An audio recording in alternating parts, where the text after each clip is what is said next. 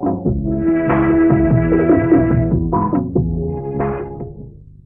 سب کی طرف سے آپ سب کی خدمت میں سلام پہنچے۔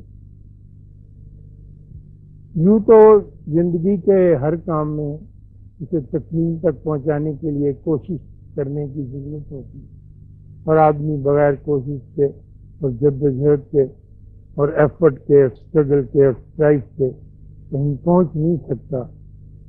لیکن کسی بابے کو پانا یا کسی روحانی شخصیت کو پانا، یہ سب سے مشکل کام ہے۔ آپ یہ نہیں کر سکتے کہ آپ مزے سے پلنگ میں بیٹھے حقہ پیتے رہیں اور کوئی بابا چل کے آپ کی خدمت میں حاضر ہو جائے۔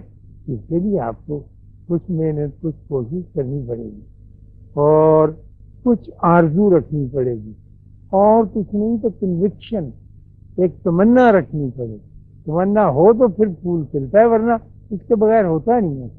مجھ سے اکثر لوگ یہی پوچھتے ہیں کہ ڈاکٹر صاحب کی بابے کا ٹیلی فون نمبر بتائیں تھا یا اس کا موبائل ہمیں دے دیں۔ تو ایسے تو نہیں ہوتا، ان کے پاس تو موبائل نہ ان کا کوئی پوسٹل ایڈریس ہوتا۔ یہ تو آپ حیران ہوں گے جب بہت دور آگے نکل جائیں گے کہ یہ اندر سے ہی پیدا ہوتا ہے اور پھر سامنے آ جاتا ہے اور آپ کو اندر کی باتیں بتاتا ہے اور اندر ہی کی باتیں سکھاتا ہے۔ اور انسان کے دل میں، ذہن میں، روح میں یہ آرزو ضرور پیدا ہوتی ہے کہ میں کسی ایسی شخصیت سے ضرور ملوں جو ہر حال میں اور ہر رنگ میں مجھ سے بہتر ہو اور عرفہ ہو۔ پھر انسان کے ذہن میں یہ آرزو پیدا ہونے لگتی ہے کہ جیسے لڑکیاں میک اپ کرتی ہیں، میں بھی میک اپ کروں، لیکن اندر کا میک اپ، باہر کا میک اپ بھی ہونا چاہیے، لپسٹک، نیل پالش، ریولون، وہ کیا نہیں ہوتا، مسکارا وغیرہ وغیرہ، وہ ٹھیک ہے لگائیں، بسم اللہ، اسی لیے بندہ لگاتا ہے کہ اچھا لگے۔ تو ایک سٹیج آ جاتی ہے کہ اس کو اپنا اندر اچھا نہیں لگتا اور اس کی آرزو ہوتی ہے کہ میں اپنا اندر کا میک اپ کر کے تو پھر کسی مقام پر پہنچوں اور پھر ساز رکھوں، پھر تعلق رکھوں ایک ایسی روح کے ساتھ جو بہت عرفہ اور اعلیٰ۔ ہمارے یہاں قریب ہی ہندوستان میں ایک جگہ ہے، اسے بٹھنڈا کہتے ہیں، اور بٹھنڈا بڑا مشہور شہر ہے کیونکہ یہ ریلوے کا بہت بڑا جنکشن ہے۔ تقریباً جتنی بھی گاڑیاں انڈیا میں چلتی ہیں اس ناردرن علاقے، وہ سب بٹھنڈے سے ہوتی ہیں۔ جو میری عمر کے لوگ ہیں وہ اس محاورے کو بھی جانتے ہوں گے کہ اس نے بی اے وایا بٹھنڈا کیا، کئیوں کو پتہ ہوگا یہ اب جو میری عمر، اس لیے کہ وہ آسان بی اے ہوتا تھا، کوئی منشی فاضل ڈی فاضل کر کے صرف انگریزی کا امتحان دے، ایک لولا لنگڑا بی اے اس کی سند مل جائے۔ تو اس اعتبار سے بٹھنڈا بہت مشہور ہے، لیکن میری نگاہوں میں شہر کا رتبہ ان ساری چیزوں سے بلند ہے۔ اسی زمانے میں اسی بٹھنڈے میں ریت کے میدان میں یہ پیلا جاتا ہے، شام کو نوجوان اکٹھے ہوتے تھے اور اپنی اس زمانے کی بہت دیر کی بات کر رہے ہیں، کھیلیں کھیلتے تھے اور لٹ گھماتے تھے، کیتی کرتے تھے، گتکا کھیلتے تھے، اپنا بلم پیچدار جو لگتی ہے ڈانگ کے ساتھ اس سے کھیل سکتے اور تھک ہار کے ایسی جوان کھیلیں اور کڑیل کھیلیں، کھیل کے جب وہ تھک جائے تو پھر چاندنی رات میں اسی ریت پر بیٹھ کر کہانیاں کہتے۔ تو ایک دفعہ کہانیاں کہتے کہتے ایک کسی نوجوان لڑکے نے یہ ذکر کیا اپنے ساتھیوں کے ساتھ کہ اس دھرتی پر ایک اوتار آیا ہے اور ہمیں پتہ نہیں ہے کہ وہ اوتار کہاں ہے، لیکن میرے باپو کہتے تھے کہ ایک اوتار آیا ہے دور کسی علاقے میں۔ تو ایک ان کا ساتھی تھا رتن ناتھ، اس نے کہا کہ یہ جگہ کا پتہ نہیں، اس نے کہا جگہ کا مجھے پتہ نہیں، لیکن یہ بات دنیا والے جان گئے کہ اوتار تشریف لایا اس شخص کا۔ اس کے دل میں اب یہ خود بد شروع ہو گئی کہ یہ کون سا علاقہ ہے اور کدھر جو ہے یہ اتار رہا ہے، اور میری زندگی میں یہ کتنی خوش قسمتی کی بات ہوگی، کتنا لکی آدمی تھا کہ اس کی زندگی میں ایک اوتار تشریف لایا ہے اور اس سے ملا نہ جائے، یہ تو بہت بہت زیادہ ایک کمزوری اور نامرادی کی بات۔ چنانچہ اس نے پتہ لیا تو بڑے بزرگوں نے بتایا کہ وہ عرب میں آیا ہے اور عرب یہاں سے بہت دور ہے۔ تو وہ رات کو لیٹ کے سوچنے لگا کہ بندہ عرب نہیں جا سکتا، اب نیند تو اس کے پاس ہے۔ چنانچہ اس کا تہیہ جو تھا جس سمجھ گئے تھا پکا ہو گیا اور پختہ ہو گیا۔ اس نے بات ہی نہیں کی، اس نے کوئی اعلان ہی نہیں کیا ریڈیو پر، کوئی کتاب رسالہ نہیں پڑھا، بلکہ اپنے دل کے اندر اس دیوتا کا روپ اتار لیا کہ میں نے اس کی خدمت میں ضرور حاضر ہوں اور میں نے یہ لکی آدمی بننا ہے۔ چنانچہ اس نے ایک ڈانگ لی بڑی مضبوط موٹی، اس کو تیل پلایا، اس کو پوکے لگائے، اس سے آخر پہ تریڑی چلا کے بلم جو برتی ہوتی جاندار خوفناک مقابل بچنے کے لیے اپنا پھیلا لیا، 2 جوتے موٹی کھال کے اور موٹے تلے سے بنائے اور کندھے پہ ڈانگ رکھ کے وہ چل پڑا اور چلتا گیا خواتین ہوتا چلتا گیا، راستہ پوچھتا گیا اور لوگ اسے بتاتے گئے، کئیوں نے اسے مہمان بھی رکھا ہوگا، اب ہمارے پاس اس کا کوئی ہسٹری معلوم نہیں ہے، اور کس راستے سے، غالباً ایران ہی کے راستے سے گیا۔ تو وہ چلتا چلتا مہینوں کی منزلیں ہفتوں میں طے کرتا ہوا مکہ شریف پہنچا، اور اپنی بولی میں وہ تڑپتا پھرتا تھا کہ میں نے سنا ہے کہ ایک اوتار آیا۔ اب کچھ بعد کی بات کو لفظی طور پر تو نہیں سمجھتے تھے، لیکن اس کی تڑپ سے اندازہ ضرور لگاتے تھے۔ تو ایک آدمی نے اسے بتایا کہ وہ یہاں نہیں ہے، وہ یہاں سے آگے تشریف لے جا چکے ہیں اور اس شہر کا نام مدینہ۔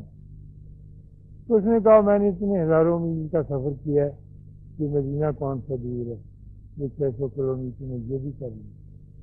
چنانچہ وہ پھر چل پڑا اور آخر کار مدینہ پہنچا۔ بہت کم لوگ اس کو جانتے ہیں اور کہیں بھی اس کا ذکر اس تفصیل کے ساتھ نہیں آتا جو میں آج کروں۔ کیا عبدالعزیز محدث دہلوی نے اپنی کتاب میں ایک طرح لکھا ہے کہ بابا رتن ہندی، وہاں پہ ہندی پڑھ جانا، رتن ہندی حضور کی خدمت میں حاضر ہوا، پھر ہمیں پتہ نہیں کہ وہ کیا بنا اس کا اور کیا ہو۔ چنانچہ رتن ہندی زبان غالب ہے اور عقل کہتی ہے اور اندازے سے ہم یقین تک منزل تک پہنچ سکتے ہیں کہ وہ مدینہ شریف میں حضور کی خدمت میں رہا اور حضور کے پسندیدہ لوگوں میں۔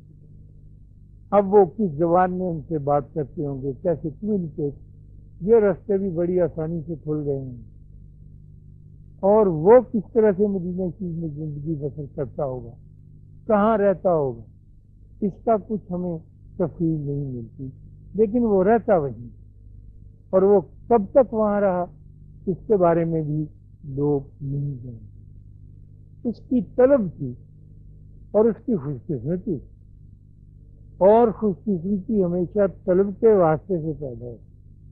اگر آپ کی طلب نہ ہو تو خوش قسمتی خود ظاہر نہیں جاتی کہ وہ اتنے معزز میزبان کا مہمان تھا اور وہاں رہا۔ آپ کو یاد ہوگا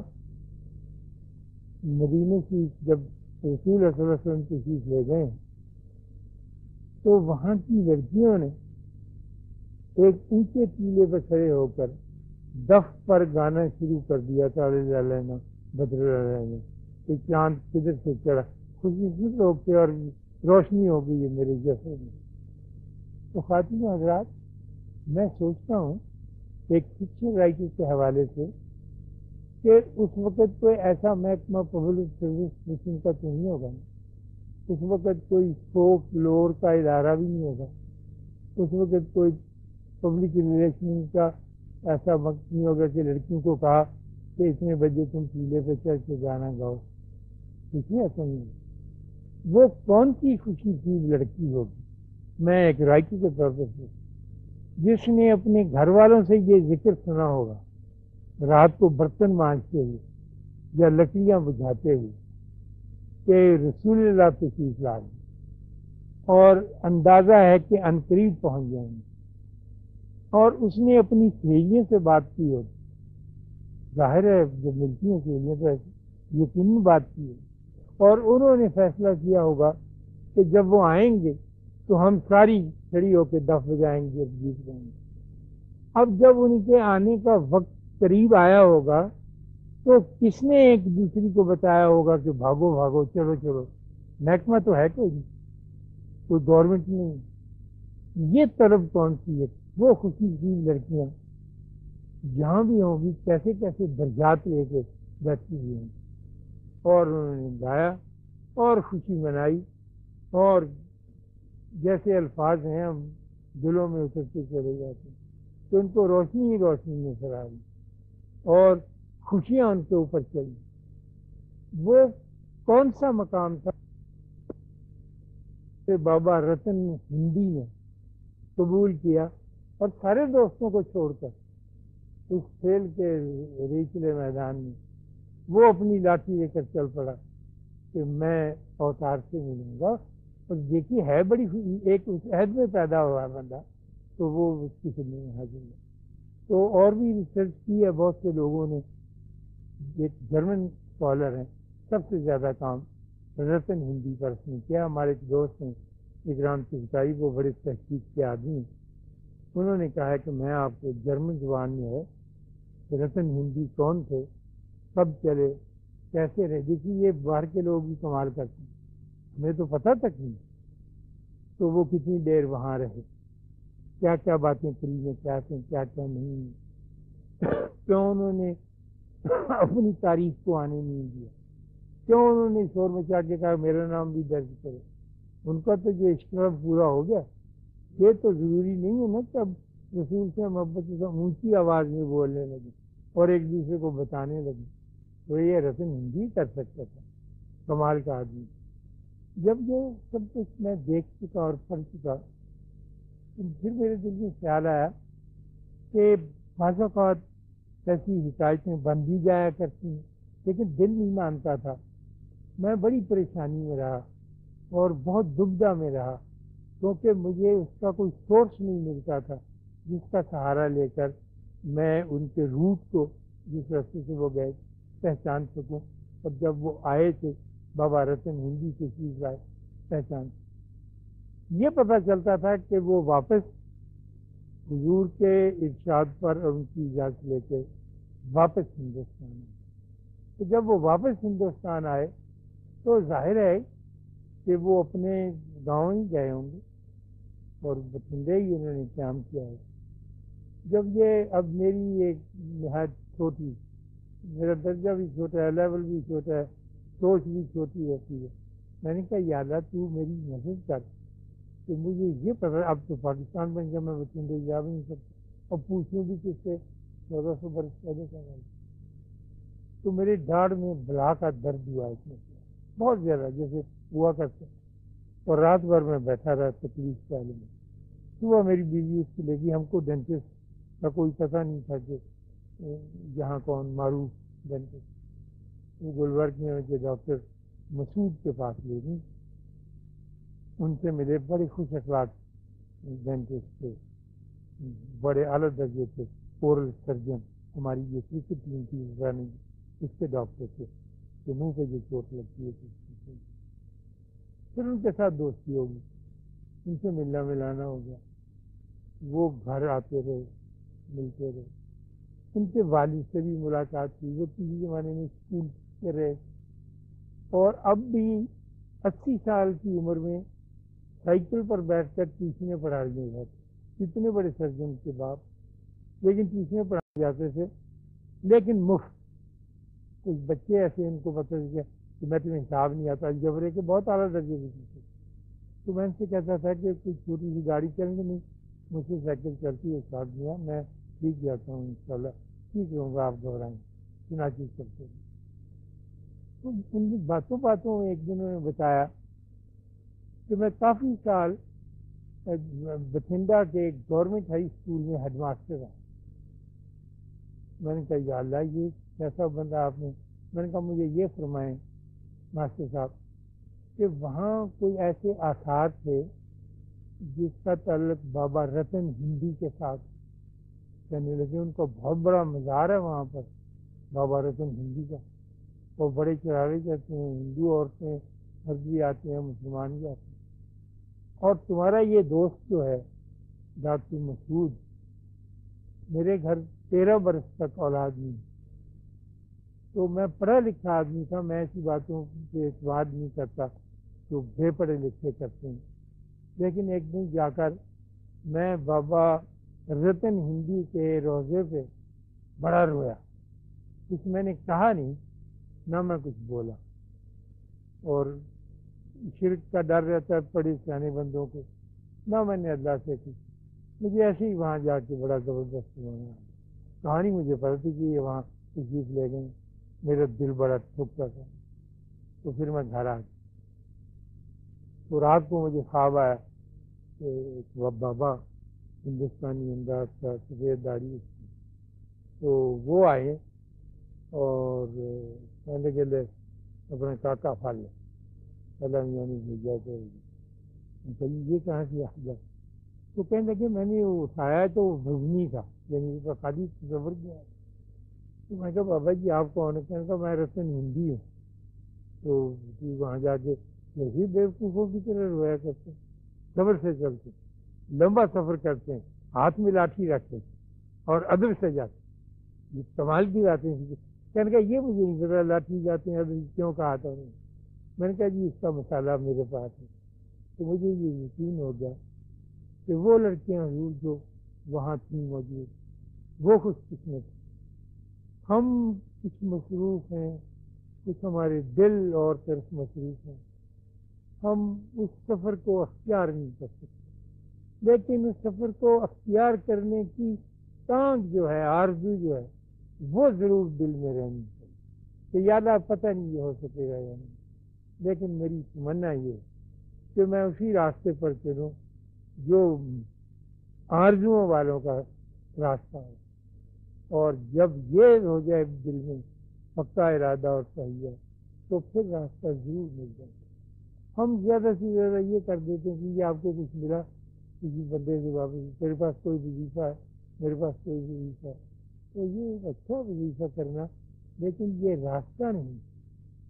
راستہ تو وہی ہوگا پیارے بچوں کہ جو ایک چھوٹے چھوٹے ٹوٹے پھوٹے گھروں سے نکل کر اس قلعے کی طرف جاتا ہوگا جہاں وہ لڑکیاں کھڑی ہوگی ہوں گی. نہ عقل نہ موت، ان کو کیا پتا، ان کو کوئی کتابیں نہیں پڑھی تھیں، لیکن ان کے دل کے اندر ایک تانگ تھی، ایک آرزو تھی جو نور کی صورت میں آگے بڑھتی چلی گئی اور ان کو دنیا میں بھی ایک اونچا مقام طب کا دے گئی اور آخرت میں تو یقیناً ان کا بہت اور بفرق اونچا مقام ہوگا.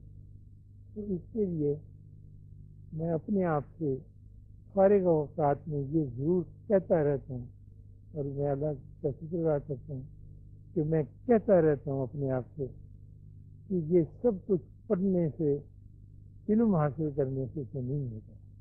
یہ تو میری انفارمیشن میں اضافہ کرے گا، مجھے معلومات حاصل ہو جائیں گی. باقی محبت کا راستہ اور ہے، معلومات کا راستہ اور.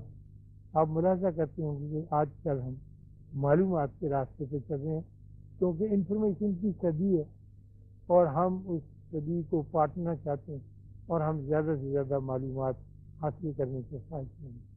لیکن محبت کا راستہ دوسرا ہے جو ہم کو بالکل نیچان سے اٹھا کر اوپر لے جائے.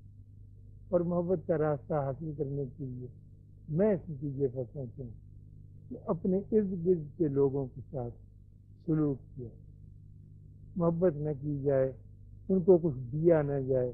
نبی کریم صلی اللہ علیہ وسلم کہتے ہیں کہ مسکراہٹ بھی ایک صدقہ جاریہ ہے، کبھی کبھی یہی جاری کر دیا کرو، ہنس کے بول پڑو، لیکن ہنسنا ہمارے یہاں مفقود ہو گیا، جیلسی ہوتی ہے، لڑائی ہوتی ہے، جھگڑے ہو گئے، ہم محبت تو ایک طرف رہی، مسکراہٹ بھی کسی کو ادا نہیں کر سکتے جناب، یہ بہت حالانکہ اگر آپ کسی کے ساتھ نفرت کا اظہار کرتے، گھوری بٹتے ہیں، آپ اپنے ماتھے پہ سلطیں ڈالتے ہیں، تو آپ کے چہرے کے 72 مسلز کام کرتے ہیں۔ جب اس میں آپ سے کہوں تو 72 مسلز جو ہیں نا، یہ اس وقت ٹینشن میں آئیں گے، اور اگر میں مسکراؤں تو صرف 2 مسلز، ایک رائٹ ہینڈ سائڈ جاتی ہے۔ کتنا آسان کام ہے، لیکن ہو نہیں پاتا۔ مجھے یہ سارے راز معلوم ہیں، لیکن مجھ سے ہو نہیں پاتا۔ کبھی میں یہ بیٹیاں کبھی پوچھتی ہیں کہ سناؤ تم کیسی ہو، ٹھیک ہو؟ وہ جاتے ہی ہو تو کپڑے کی بات کریں، ہاں یہ کہاں کی، میں نے کہا چنر ملتا ہے، انہیں یہ دفاع کرو، اندر کے بندے کی بات بھی کر لو۔ وہ کہتے نہیں کہ اندر کے بندے کی دادا چھوڑیں، بس ہم نے تو یہ سامان ہی اکٹھا کرنا، اور سامان کم وقت کام نہیں آتا، کام بالکل نہیں آتا۔ اور اگر آپ سوچنے لگیں پیسہ، میرے پاس کچھ پیسے جمع ہو گئے تھے، 1,13,000 روپیہ، اب میں عمر کے آخری حصے میں ہوں، تو سمجھ ہی نہیں آتا کہاں خرچ، میرا جی کہتا ہے کہ میں اپنی ذات پہ خرچ کروں، دھوپ میں بیٹھ کر مولی کاٹ کے کالا نمک لون لگا کے تو اس کو کھاؤں، کہا نہیں کرتا، ڈاکٹر منع کرتا۔ تو تھوڑی سی محبت، تھوڑی سی الفت، تھوڑی سی مسکراہٹ جاری کرتے رہنا چاہیے، اس چیک کے اوپر کوئی شک نہیں۔ اللہ آپ کو آسانیاں عطا فرمائے اور آسانیاں تقسیم کرنے کا شرف عطا فرمائے۔ اللہ